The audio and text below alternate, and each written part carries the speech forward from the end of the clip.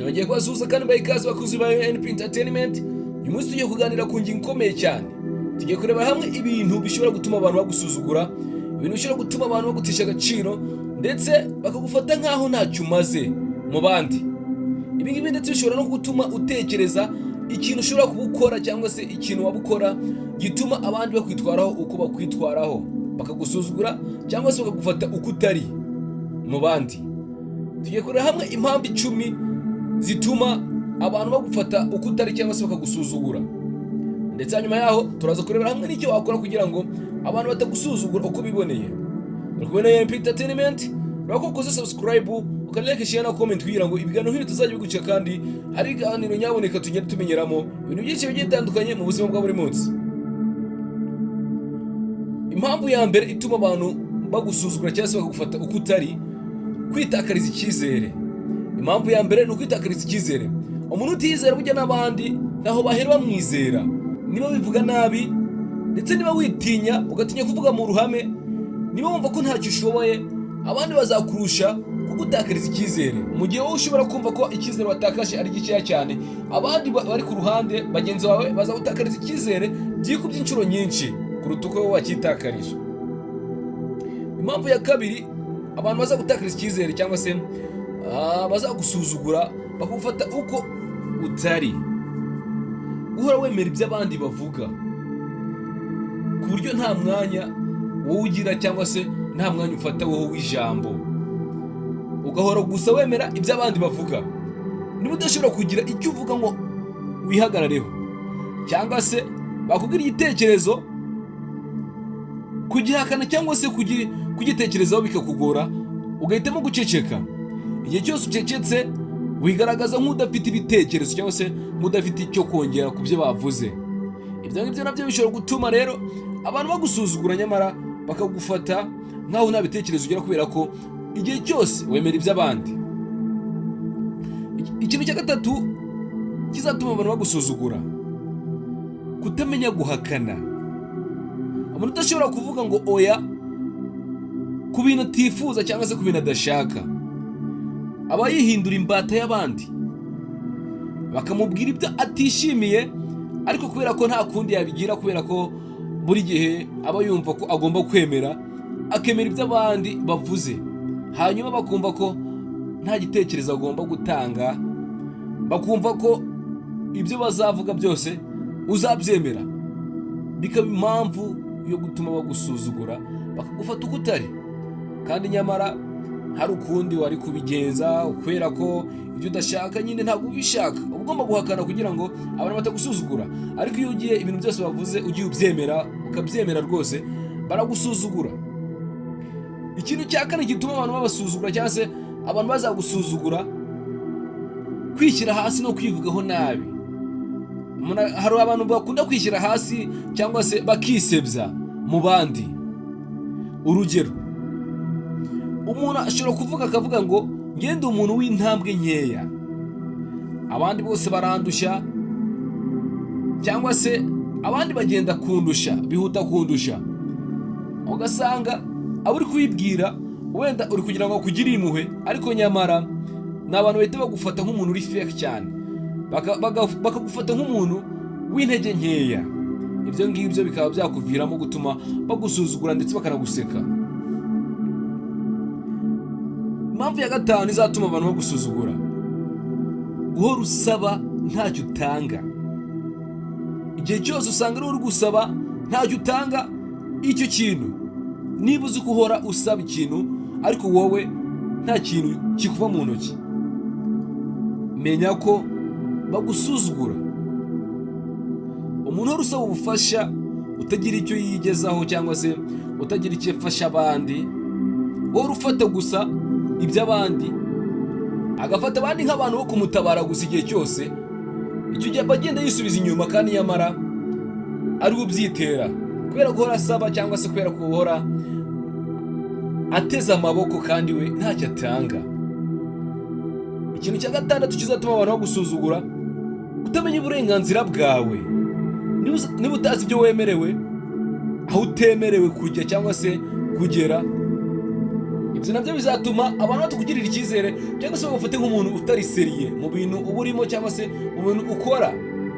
Ibyo ngibyo nabyo bitume abantu batangira kugusuzugura kubera ko utazi aho ugomba kuba uri mu gihe cya nyacyo. Ikintu cya kabiri kizatuma abantu bagusuzugura, kudahemba ku gihe igihe ufite abantu ukoresha cyangwa se kuvuga ibitari byo, kuvuga ibintu bitari byo. N'ufite umukozi ukoresha ugasanga uri kumubwira wisubiramo, kuvuga ikintu gihamye ugasanga byakunaniye. Icyo gihe uba utagifite icyizere ndetse n'icyubahiro mu bandi. Iyo bavuga bati ntacyo tukimwiringiramo cyangwa se ntacyo tukimukeneyeho, kandi nyamara wari ufite icyubahiro ugomba baguhereza cyangwa se hari icyizere baguherezaga, ugasanga abantu batangiye kwisubiramo bavuga ko ntacyo bakwiringiyeho cyangwa se ntacyo wabamarira. Iyo ngicyo aba ari intangiriro y'agasuzuguro mu maso y'abandi bitewe n'uko wabigaragarije uko bagufata. Ikintu cya munani kizagutuma abantu bagusuzugura rero, kwigira byose cyangwa se kwiyemera ubusa. Ugasanga umuntu yigize umuntu uzi byose cyangwa se ugasanga ariyemera. Iyo umuntu ahora avuga ko azi byose cyangwa se ugasanga yigize intyoza mu bandi, ugasanga nta wundi umuhiga, niwe gusa uhora imbere, ugasanga abandi batagira nkaho bamenera kugira ngo babashe kuba bakerekana ibyabo. Ibyo nabyo bizamura agasuzuguro cyangwa se bigatuma abandi bagufata nkaho uri inaryiwa, bagufata nkaho uri umuntu wiyemera uzi byose, bigatuma rero icyubahiro baguhaga cyangwa se agaciro baguherezaga bagenda bagatakaza gake gake ndetse bakakwima n'amatwi. Ibi nabyo biri mu bintu bishobora gutuma rwose abantu bagusuzugura kandi nyamara wari ufite icyubahiro ukwiye ndetse baguhereza muri sosiyete. Impamvu ya kindi rero ishobora gutuma abantu bagusuzugura cyangwa se bakagufata uko utari, kutiyitaho mu isura ndetse no mu myambarire. Nubwo umuntu atavugwaho gusa uko yambaye, isuku n'imyambarire nabyo ni ikimenyetso gishobora gutuma werekana ko wiyitaho cyangwa se abantu babona ko wiyitaho. Iyo usa nabi bamwe batangira kukwitaza cyangwa se bakagufata nk'udafite agaciro mu maso yabo. Ngo rero iyo utiyitayeho cyangwa ugaragaza isuku, ibi nabyo bishobora gutuma abantu bagucikaho cyangwa se bakagusuzugura bitewe n'uko urimo ugaragara. Ikintu cya 10 gishobora gutuma rero abantu bagusuzugura, kuguma mu bantu bagusuzugura. Kubona abantu bagusuzugura ndetse unabizi ko bagusuzugura ariko weho ukaba ubagumamo.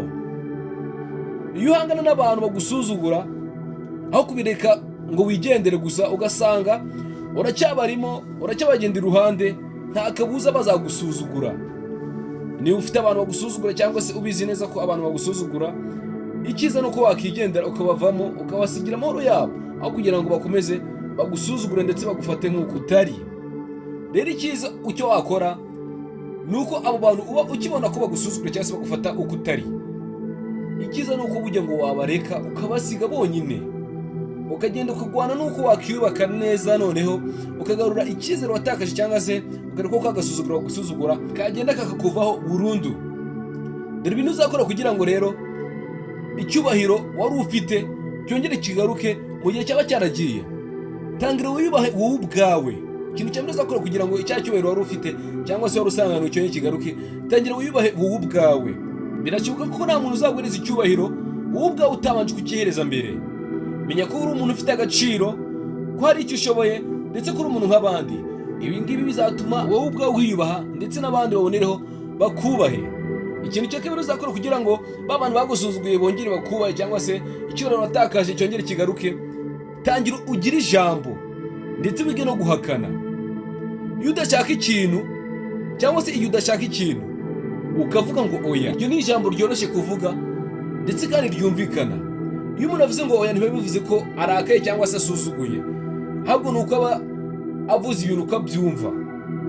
Ndetse hanyuma yo kuvuga ibyo ngibyo ugatangira kuvuga nyine, ugatangira kugira ijambo, ukaba wabona icyo wongera ku byo abandi bavuze cyangwa se ukaba wadefanda igisubizo cyawe. Niba uvuze ngo oya, ukaba watanga n'igisubizo gishimangira ya oya utanze, ukaba utavuga ngo oya ngo hanyuma uceceke. Oya, ahubwo niba uvuze ngo oya, shimangira ya oya yawe, uherekereshe igisubizo cyangwa se ikindi gitekerezo abandi bakumva impamvu uhakanye ibitekerezo byabo. Ikintu cya gatatu rero uzakora ni iki? Kugira ngo icyizere watakaje cyongere kigaruke, shyiraho imbibi cyangwa se ushyireho umupaka. Menya icyo wemera ndetse n'icyo utemera. Menya icyo wemera, umenye n'icyo uhakana.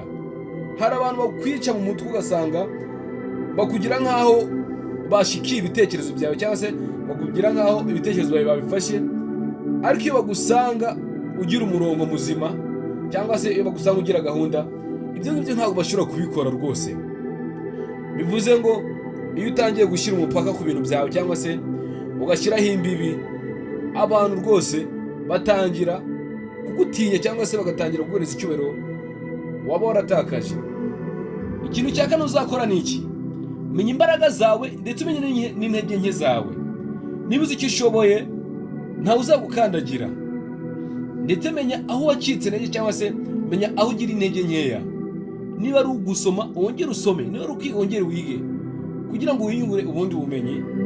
Ndetse na bya bindi wagaragaje kugira ngo abantu bagusuzugure, ugende ubikosore kugira ngo ka gasuzuguro bagusuzuguye kagende kavaho, ugarure n'icyizere mu bantu.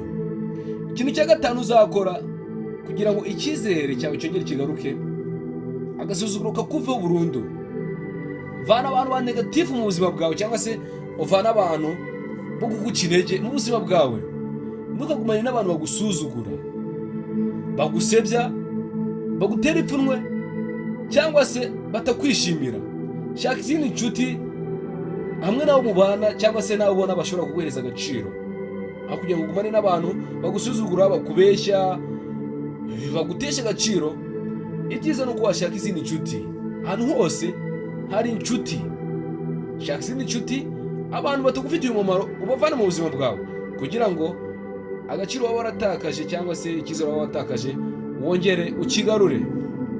Mu by'ukuri gusuzugurwa si ikintu cyiza, kuko bitera intimba, bigatesha umuntu agaciro, kandi bikaba byashobora kuba byagusubiza inyuma mu buzima.